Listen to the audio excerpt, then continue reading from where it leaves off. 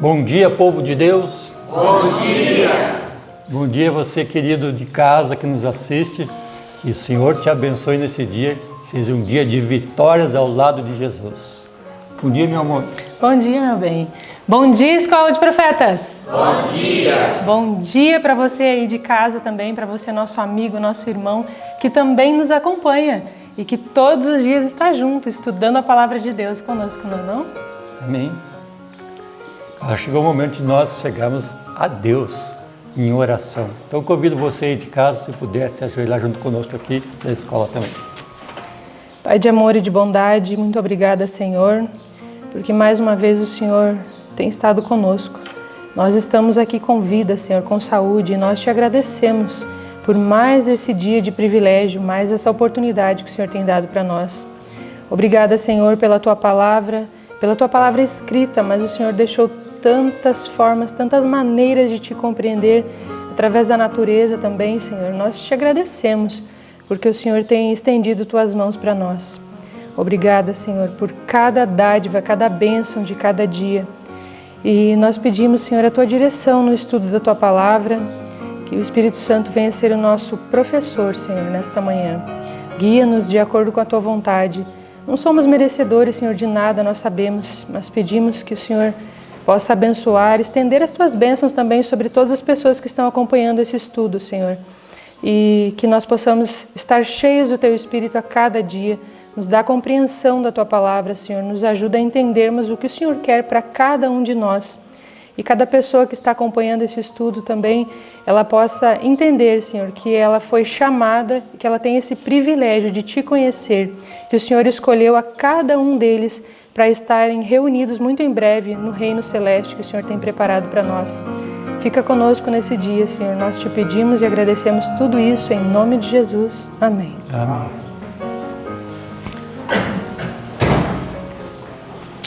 E nós pedimos agora, na oração, para que o Senhor esteja conosco sempre. Nós vamos cantar disso agora.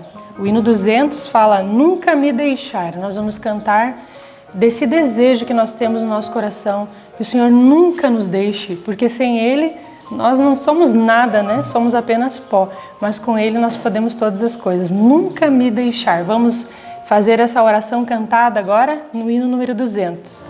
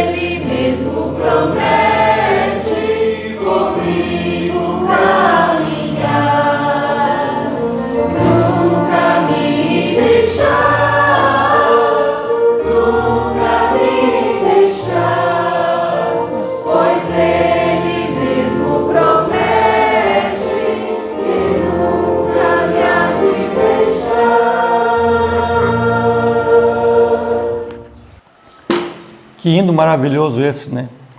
A gente, quando começa a olhar a história bíblica, olhamos lá em Gênesis, quando o casal se separou e entrou em perigo. E a gente conhece a história como foi. Nos alcançou até nós. Agora Deus foi ao encontro de Adão e Eva. E Ele hoje queria o encontro meu e seu. Amém. Que a gente possa se deixar ser achado por Jesus. E Ele quer caminhar ao nosso lado. É verdade, né? E Ele prometeu, né? Ele disse antes de subir ao céu, de voltar, Ele disse que estaria conosco um dia, 2 dias? Não. Todos os dias. Até quando? Até o fim. Até o fim Ele estaria conosco. E aquele que prometeu é fiel. Ele não falha, Ele não é homem para que minta, né? Deus sempre cumpre o que promete. E essa é a alegria, né? A alegria que nós temos do Evangelho, que Ele sempre cumpre o que promete. E se Ele falou que estaria, está. Esse momento é de nós gravarmos a palavra de Deus no nosso coração. Te convido a pegar a sua Bíblia para nós decorarmos 1 Tessalonicenses 3, verso 8. Versinho curtinho e a gente com certeza grava ele rapidinho. Hoje mesmo já dá para memorizar, não é não? Porque é pequeno mesmo, então bem fácil de decorar ele. Vamos lá no 3 então? 1, 2, 3. 1 Tessalonicenses 3, 8. Porque agora vivemos, se estais firmes no Senhor. 1 Tessalonicenses 3, 8. 1 Tessalonicenses 3, 8. Porque agora vivemos, se estais firmes no Senhor. 1 Tessalonicenses 3, 8. 1 Tessalonicenses 3, 8. Porque agora vivemos, se estais firmes no Senhor. 1 Tessalonicenses 3, 8. Amém. Louvado seja Deus.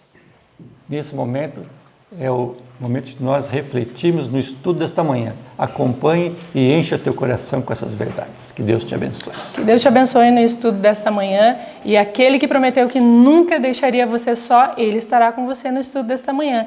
Aproveite tudo que Deus tem preparado para você e fique com Ele. Um bom dia na presença dEle. Amém. Louvado seja o Senhor. E aqui estamos mais um momento para esse momento especial aqui de estudar a palavra. Eu gostaria de te desejar um bom dia e dizer que você é bem-vindo aqui conosco e principalmente porque agora nós vamos estudar a Bíblia. Principalmente porque agora Deus vai falar conosco e que você tenha um coração aberto, que eu também tenha um coração sensível, aberto para ser direcionado por Ele e que Ele fale a ambos, tanto a mim, quanto a ti, quanto a todos nós que estamos aqui. Então vamos lá, nossa leitura bíblica de hoje foi Salmo 36, do ao 38, Lucas capítulo 18, do verso 1 ao verso 8 e o capítulo 14 do livro Parábolas de Jesus, que tem como título A Fonte do Poder Vencedor.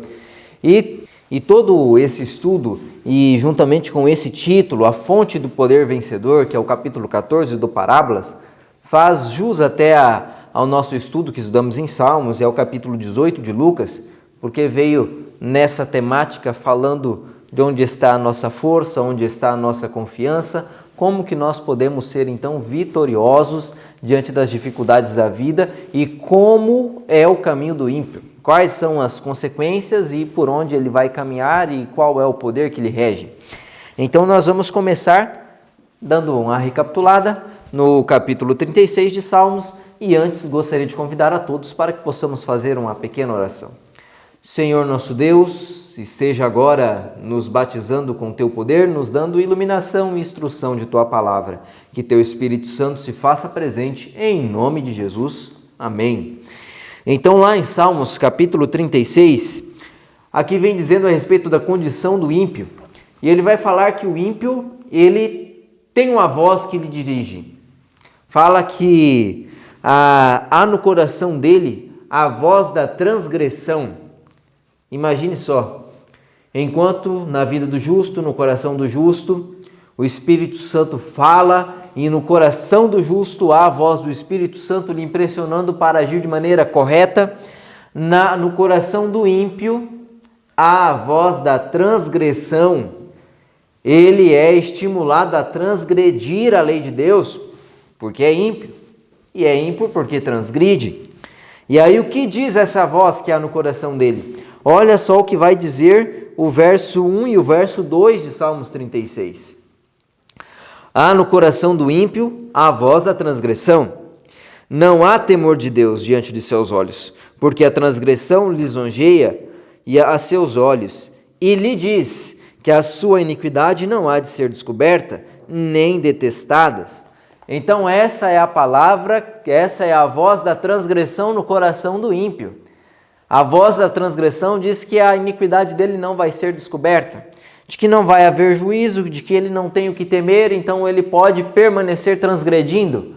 E isso faz com que ele transgrida mais ainda.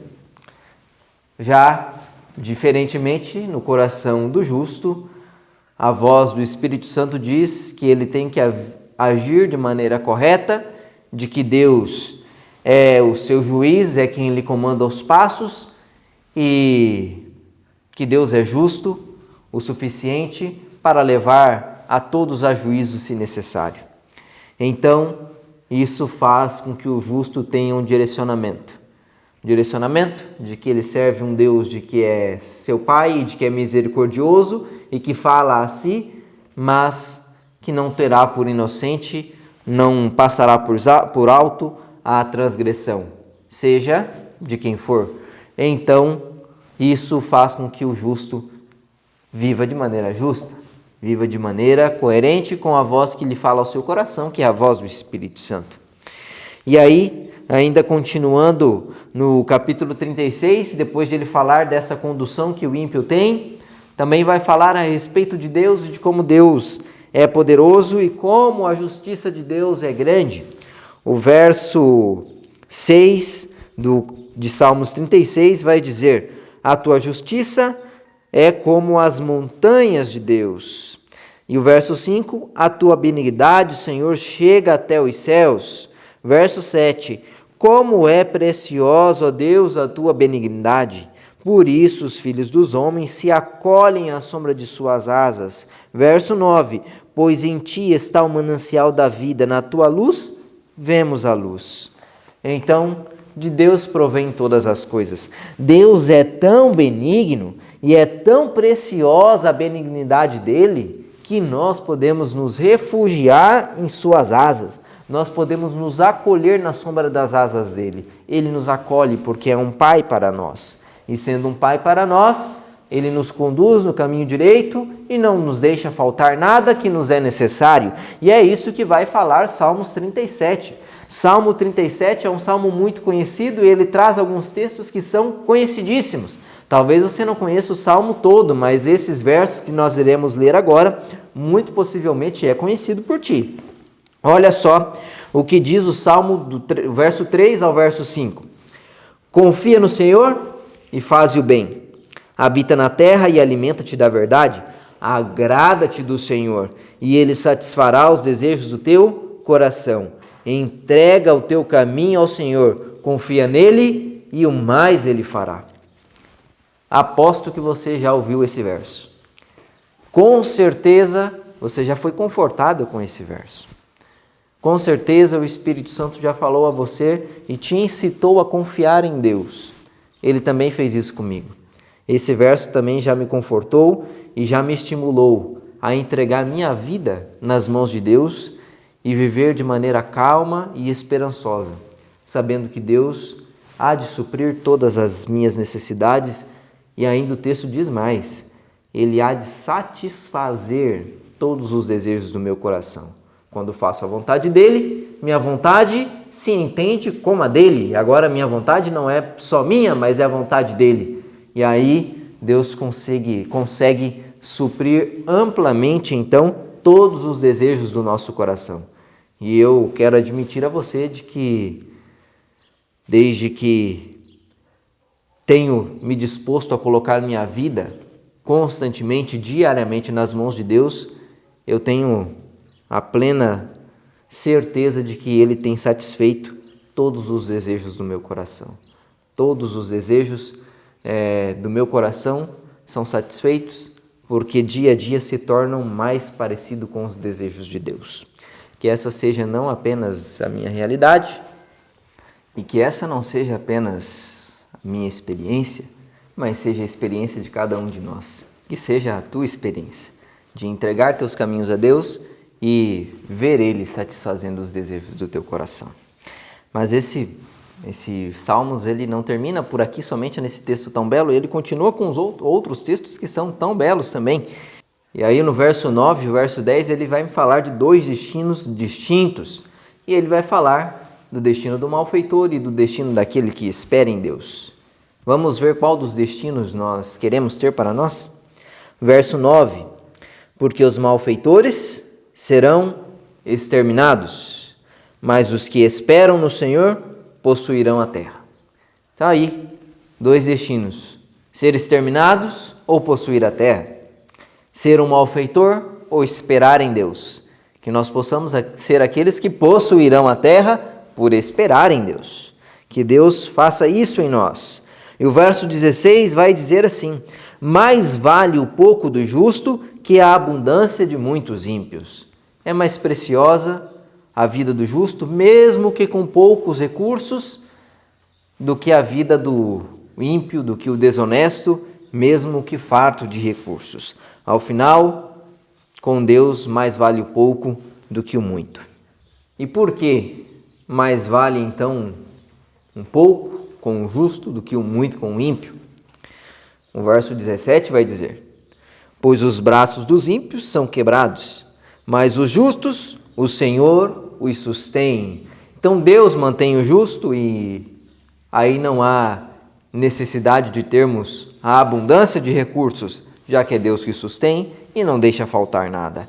E aí ele vai dizer no verso 23 de que ele firma os passos do justo. O Senhor firma os passos do homem bom e no seu caminho se compraz. E se acaso cair, não ficará prostrado, porque o Senhor segura pela mão. E agora Davi vai dizer a experiência, o resumo da experiência, daquilo que ele observou durante toda a sua vida e que talvez você aí de casa que já tem um pouco mais de experiência também já tenha comprovado isso. E você que é jovem, eu que sou jovem também, tenho que comprovar isso e tenho que viver isso na prática e observar que essa é uma realidade. O verso 25: fui moço e já agora sou velho, porém jamais vi o justo desamparado, nem a sua descendência a mendigar o pão. Porque Deus, ele firma os passos do justo. Deus sustém o justo, enquanto o braço dos ímpios será quebrado, enquanto os que vivem de maneira desonesta não terão os passos firmados por Deus. Então, aí nós temos segurança quando entregamos o nosso coração ao Senhor. E aí o verso 30, para fecharmos, Salmos 37, vai dizer: a boca do justo profere sabedoria, e a sua língua fala do que é justo. No coração tem a lei do seu Deus, e os seus passos não vacilarão. Para isso, a lei de Deus precisa estar em nosso coração. E estando a lei de Deus em nosso coração, então ele passa a reger todos os nossos pensamentos, todos os nossos desejos, e por isso ele satisfaz, porque são condizentes com a vontade dele. E então o Salmo 38, verso 9, ele vai falar a respeito de onde deve estar, então, os nossos desejos e a nossa ansiedade, como Deus a observa.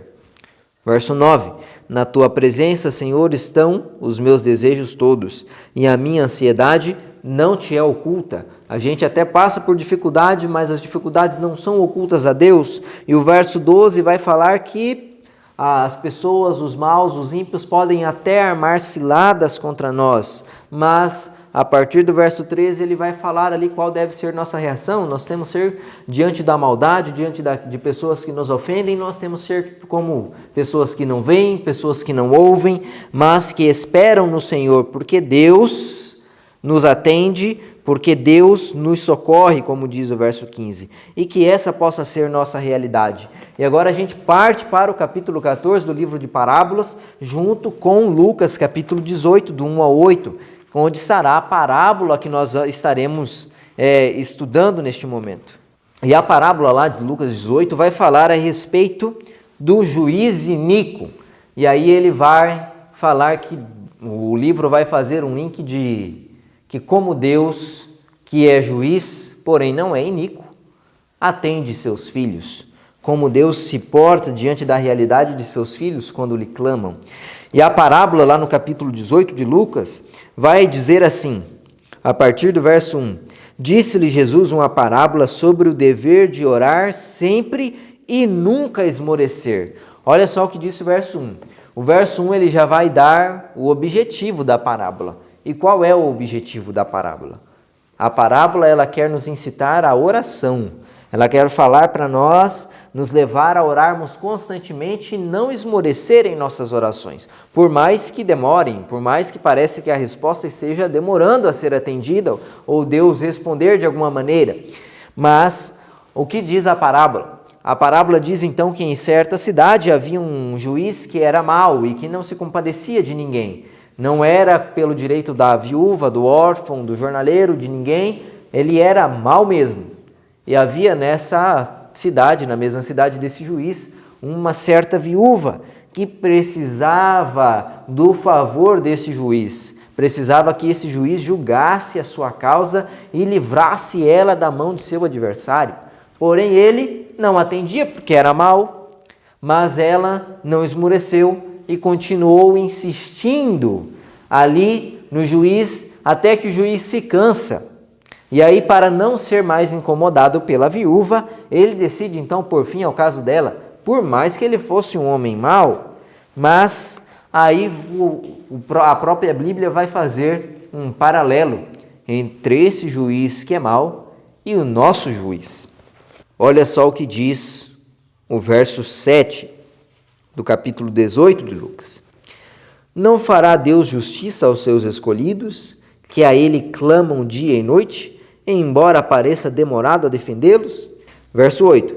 Digo-vos que depressa lhes fará justiça, contudo, quando vier o Filho do Homem, achará porventura fé na terra? Então Deus, em paralelo com este juiz dessa cidade que era mau, que era iníquo, Deus é bom. E assim como até o mal, se for ali, se for insistido, se for incomodado, ele vai agir apenas para se livrar do incômodo. Deus, que não é mau, vai agir de maneira pronta, não para se livrar do incômodo, mas porque tem prazer em atender. Então Deus, ele não é indiferente como o juiz daqui, mas é um juiz bondoso.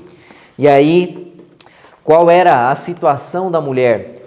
O capítulo 18, ali a nossa parábola, ela vai falar que a mulher ela era viúva, então ela perdera o marido.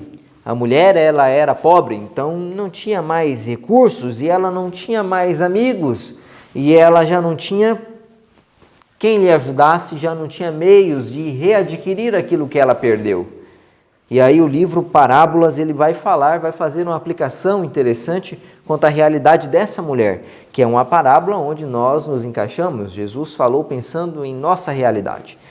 E aí o livro vai dizer que, assim como essa mulher, que não tinha meios de recuperar aquilo que havia perdido, não tinha meio de ter uma vida mais digna, assim somos nós.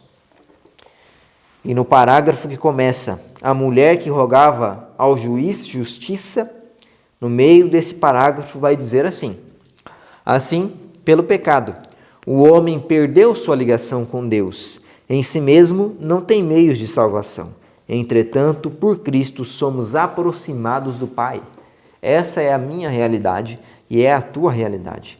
Eu sozinho e você sozinho não conseguimos nos reaproximar de Deus. Mas isso nos é possível através de Cristo. Por Ele, somos aproximados do Pai. Então, precisamos de alguém que interceda por nós. E aí nós temos um Deus que é misericordioso, um Deus que é bondoso, que é o nosso juiz, e que olha para essa terra com muita compaixão. Por quê? O mesmo parágrafo, o final dele vai dizer assim: Deus, porém, ama seus filhos com infinito amor. O mais caro objeto na terra lhe é a sua igreja. Amém por isso? Deus tem algo caro ainda na terra. Deus observa com muito prestígio e com muito desejo, se inclina para nos ouvir, porque o objeto mais caro que Ele tem na terra lhe é a sua igreja. Louvado seja o Senhor, porque Ele nos trouxe a igreja dEle, porque pertencemos a esse povo e Ele nos ouve. E aí nós, na parábola, não temos apenas a mulher que precisa de justiça, não temos só o juiz que ali é injusto, mas no nosso caso é um juiz super justo. Mas lá na parábola, se você observa o final do verso 3, ali vai falar a respeito do pedido da viúva ao juiz, e ela queria ser livrada do seu adversário. Nós também temos um adversário. Quem é o nosso adversário? Quem vai contra nós? Quem nos acusa? E aqui vem um símbolo de Satanás. Satanás que é então o nosso adversário. É ele quem não nos deixa em paz, é ele quem fica ao nosso encalço, é ele que nos acusa, é dele que precisamos ser livrados e é dele que o nosso Supremo Juiz nos livrará. E aí o próprio capítulo do Parábolas vai fazer um paralelo com o momento onde Satanás se apresenta como um adversário de maneira clara e que representa não só como adversário naquele momento, mas em todos os momentos da vida do crente. Olha só o que vai dizer o livro de Zacarias, capítulo 3. Abra aí a sua Bíblia. Abriu? Zacarias 3. Olha só, a partir do verso 1. Deus me mostrou o sumo sacerdote Josué, o qual estava diante do anjo do Senhor, e Satanás estava à direita para lhe opor. Satanás, assim como no encontro aqui, como nessa visão do sumo sacerdote Josué, ele também fica ao nosso encalço nos acusando, porque ele é o nosso adversário, ele é o acusador, e ele expõe diante de Deus todas as nossas faltas, expõe diante de Deus todas as nossas misérias e nos aponta como vestidos de vestes imundas, como não sendo merecidos de favor algum do céu, como se o céu devesse nos abandonar ao acaso, porque é isso que merecemos. É isso que Satanás faz, e não lhe é total mentira de que nossas vestes são manchadas, porque nós somos pecadores. Porém, a graça de Cristo, a justiça de Cristo nos é outorgada, e com Ele nós temos então a possibilidade de termos as vestes trocadas. Com Ele nós temos a possibilidade de sermos novas pessoas, apesar de que Satanás apresenta coisas que sejam, em certa medida, coerentes. Olha só o que vai dizer o parágrafo que começa: toda manifestação do poder de Deus. E aí na metade desse parágrafo também vai dizer assim: aponta-lhes. Olha só o que Satanás aponta para nós como coisas que nós temos e através de nossas imperfeições ele tenta ter o domínio sobre nós e pretende ter o direito para atuar em nossa vida. Aponta-lhes as vestes imundas e o caráter imperfeito. Apresenta-lhes a sua fraqueza, loucura, os pecados de ingratidão e a dessemelhança com Cristo, a qual tem desonrado o seu Redentor. Tudo isto expõe com argumento para provar o direito de destruí-los. Satanás olha para a nossa vida, para a nossa fraqueza, para a nossa ingratidão. Diante de tantos favores que o céu nos concede, ainda assim somos ingratos. E Satanás olha para isso, se regozija e usa contra nós nossa ingratidão. E usa a nossa dessemelhança com Cristo. E ele vai apontar para nós e vai dizer a Deus: são esses que são teus seguidores? São esses que ocuparão os lugares celestiais cujo eu e meus anjos caíram? São esses os que estão sendo preparados para subir as mansões celestiais? Por acaso eles não são tão ruins como nós? Imagine Satanás acusando o povo de Deus assim. E o próximo parágrafo vai dizer algo que é uma realidade. O início do parágrafo é: o povo do Senhor. O povo do Senhor não pode por si mesmo refutar as acusações de Satanás. Que falaremos para tais acusações? Somos miseráveis mesmos? Que falaremos se há realmente a dessemelhança com Cristo? Se nosso coração é mau e muitas vezes não estamos semelhantes a Ele? Como iremos contra tais argumentos? Mas não temos que lutar sozinho e não temos que depender de nossos méritos para sermos então justificados. E o próprio parágrafo vai dizer qual é o ponto da virada, qual é o ponto de apoio para o justo diante de tais acusações. Invocam os méritos do Redentor. Deus pode ser justo e justificador daqueles que têm fé em Jesus. Com confiança, os filhos de Deus a Ele clamam para silenciar as acusações de Satanás e aniquilar seus planos. Faze-me justiça contra meu adversário. Oram e com o poderoso argumento da cruz, Cristo faz calar o ousado acusador. É Cristo quem vem e nos defende, é com seus argumentos, e não apenas argumentos, mas poderosos argumentos da cruz, do Calvário. Cristo tem moral para falar: foi por estes que eu morri, foi por estes que eu entreguei minha vida, foi por este que meu sangue foi vertido, é por estes que eu estou trabalhando, e é este que vai se tornar um comigo como sou um com o Pai. E olha só o que vai dizer o próximo parágrafo, a metade do próximo parágrafo, o parágrafo que começa: o Senhor disse a Satanás, e a metade dele também vai dizer: embora tivessem pecado, Cristo tomou sobre a sua própria alma a culpa de seus pecados, arrebatou a raça como um tição tirado do fogo. Pela natureza humana está ligado ao homem, enquanto pela divina é um com o infinito Deus. É posto em auxílio ao alcance das almas moribundas. O adversário é repreendido. Jesus consegue então vencer a Satanás com esses poderosos argumentos. Jesus consegue, através então de seu poder, mudar a veste de seu povo.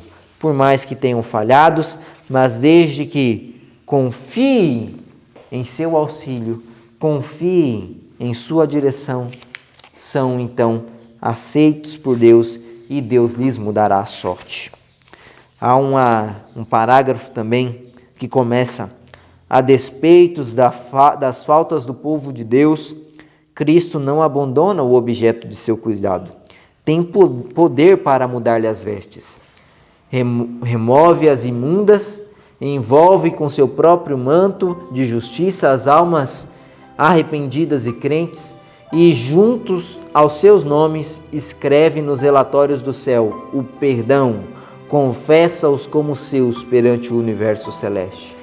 Deus, quando vamos a Ele, Jesus nos aceita, muda a nossa sorte, pega o nosso nome, que naturalmente teria que conter condenado, devido às nossas falhas, mas Ele escreve ao lado de nossos nomes nos relatórios celestiais: perdão. Deus nos perdoa e muda a nossa sorte. Nossas orações não se perdem diante de um Deus que é tão misericordioso, diante de um Deus que fez tudo por nós e pagou o maior preço, diante de um Deus que estende o seu braço poderoso para nos conduzir avante, e sempre avante. Podemos ter certeza de que nenhuma oração sincera se perde diante de Deus. Nenhuma oração é esquecida. Nossas palavras, quando ditas de um coração sincero, atingem o trono do monarca do universo.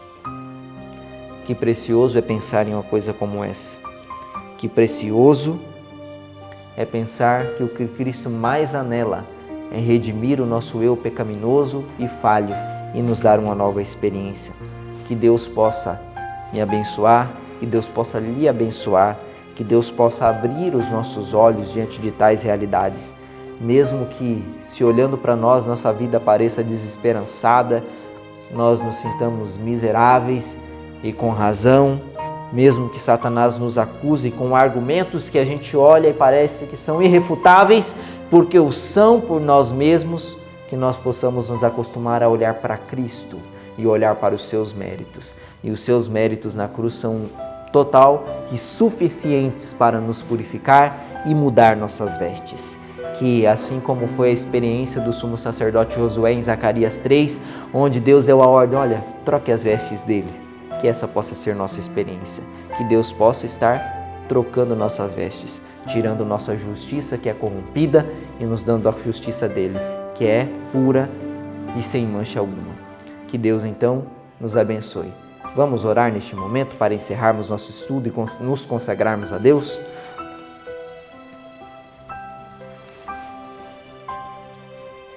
Senhor Deus, muito obrigado porque o Senhor é muito, muito bom.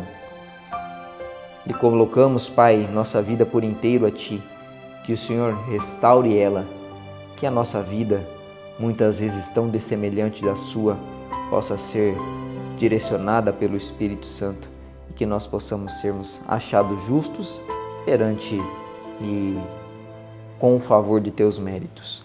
Dê-nos a Tua companhia, Pai. Nos dê um dia abençoado em Tua presença, em nome de Jesus. Amém. Que Deus te abençoe, tenha um bom dia e até amanhã.